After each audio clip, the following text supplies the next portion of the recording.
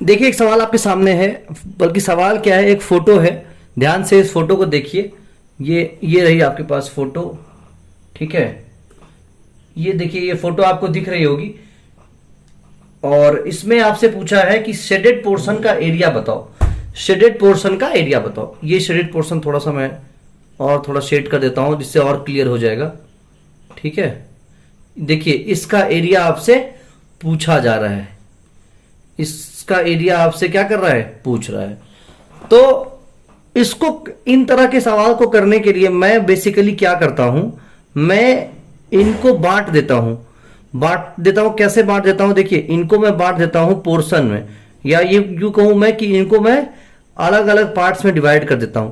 3 parts में इसको divide करूंगा। ये है पहला पार्ट, ये है दूसरा पार्ट और ये है तीसरा पार्ट, ठीक है।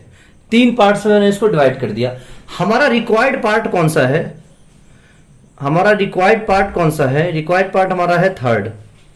रिक्वायर्ड पार्ट जो है हमारा वो है थर्ड, ठीक है।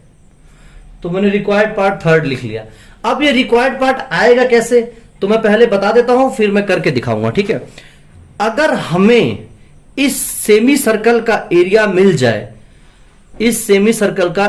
जाए, जिसका डायमीटर BC है, अगर हमें इस सेमी सर्कल का एरिया मिल जाए जिसका डायमीटर BC है और उसमें से अगर मैं पार्ट 2 को घटा दूं, सब्ट्रैक्ट कर दूं, सब्ट्रैक्ट कर दूं, तो हमारा आंसर आ जाएगा, ठीक है। तो एक काम करते हैं, तीनों पार्ट का अलग अलग एरिया निकालने की कोशिश करते हैं। देखिए पार्ट 1 का एरिया कैसे निकलेगा, ध्यान से देखिए। पार्ट 1 का एरिया निकलेगा, एक राइट एंगल ट्रायंगल है जिसका एरिया का फॉर्मूला होता है half into base into height. तो half into base into height मतलब हाफ इंटू 4 इंटू 4। तो 2 1 कम 2, 2 दूनी के 4, 4 दूनी के 8, तो ये आ गया 8। ये किसका आया है, राइट एंगल ट्रायंगल, इसका ABC, ठीक है। ABC का ये एरिया आ गया। अब हम क्या करेंगे, अब हम निकालेंगे जो हमारा ये सेकंड पोर्शन है। सेकंड पोर्शन देखिए ध्यान से एक चीज, आप सेकंड पोर्शन में हमारा क्या है, ये पार्ट है, ठीक है, ये पार्ट। तो अब इस पार्ट का एरिया निकालने के लिए हमको एरिया चाहिए होगा पहले ABC क्वाड्रेंट का। ध्यान से देखिए, ABC क्वाड्रेंट आपको दिख रहा होगा। देखिए ये ABC क्वाड्रेंट में पूरा अगर शेड करूं, ये है ABC क्वाड्रेंट, ठीक है। आप अब देख पा रहे होंगे ये चीज क्या है, ABC क्वाड्रेंट है। क्वाड्रेंट मतलब एक सेक्टर, एक पर्टिकुलर सेक्टर होता है जिसमें एंगल जो है वो 90 डिग्री का होता है, तो एक क्वाड्रेंट होता है। 1/4 ऑफ अ सर्कल भी बोल सकते हैं आप, 1/4 ऑफ अ सर्कल को हम क्वाड्रेंट कहते हैं। तो देखिए एरिया ऑफ सर्कल आपको पता है पाई स्क्वायर होता है, ठीक है।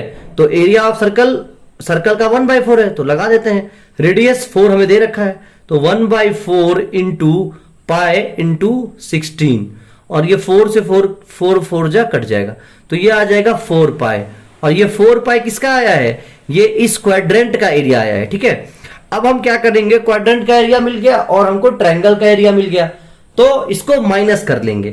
तो माइनस कर लेते हैं, 4 पाई माइनस 8, ये हमारा क्या आ गया, ये हमारा इस पोर्शन सेकंड का एरिया आ गया, पार्ट सेकंड का, ठीक है।